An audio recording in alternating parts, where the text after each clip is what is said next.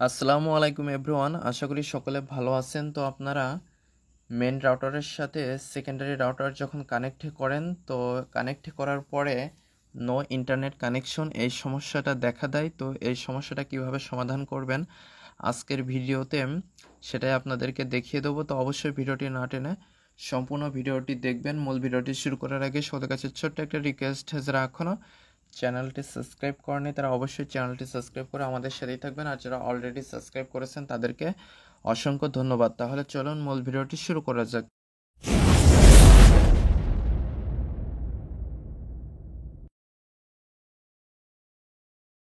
তো আমি প্রথমে আমার যে মেন রাউটার এইটার সাথে কানেক্ট করে নিচ্ছি। তো আমার এখানে দেখতে পাচ্ছেন মেন রাউটারের সাথে কানেক্ট করে নিলাম। নিচে আমার সেকেন্ডারি রাউটার টিপি লিঙ্ক 5780 রয়েছে। তো উপরে যেটা দেখতে পাচ্ছেন আমি মেন রাউটারের সাথে কানেক্ট করে নিয়েছি। এখন জাস্ট একটা ব্রাউজার সিলেক্ট করে মেন রাউটারের যে ডিফল্ট আইপি অ্যাড্রেস এটা লিখতে হবে। তো আমার রাউটারের ডিফল্ট আইপি অ্যাড্রেস হচ্ছে 192.168.0.1। এটা লেখার পরে আপনারা ভিজিট করবেন। ভিজিট করলে আপনাদের যদি log in password set up দেওয়া থাকে তাহলে আপনাদের ইউজার নেম এবং পাসওয়ার্ডটা দিয়ে লগ ইনে ক্লিক করতে হবে। তো আমার যেহেতু সেট আপ করা রয়েছে, তো আমি এখানে এগুলো দিয়ে দিলাম। জাস্ট লগ ইনে ক্লিক করে দিলে আপনারা চলে আসবেন অ্যাডমিন প্যানেলে।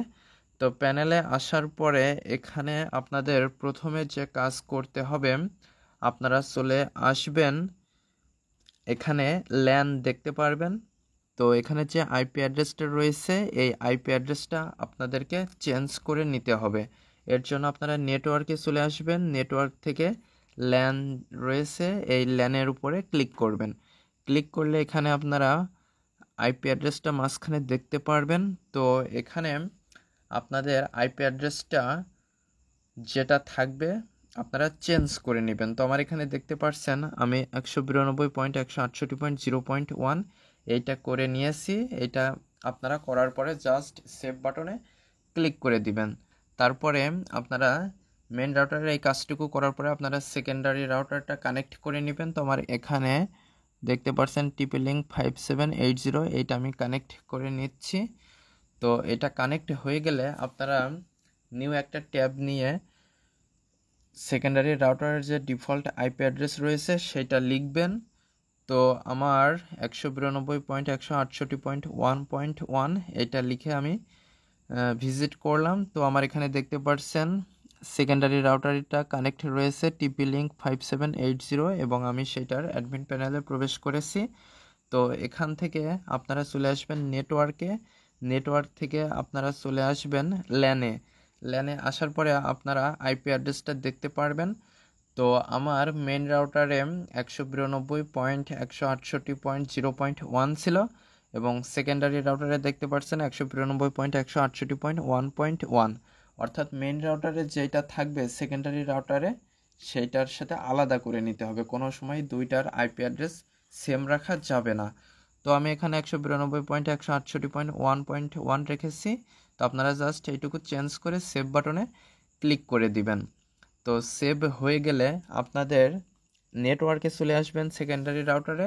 আসার পরে এখানে আপনারা কানেকশন টাইপ ডাইনামিক আইপি এবং এখানে IP address subnet marks gateway এগুলো দেখতে পারবেন।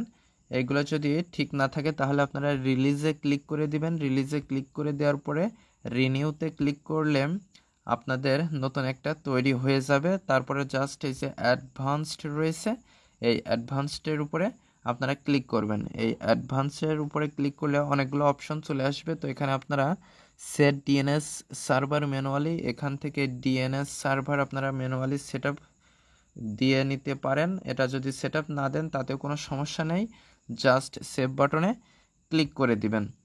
তো সেভ বাটনে ক্লিক করে দেওয়ার পরে আপনারা এবার চলে আসবেন ডিএইচসিপিতে।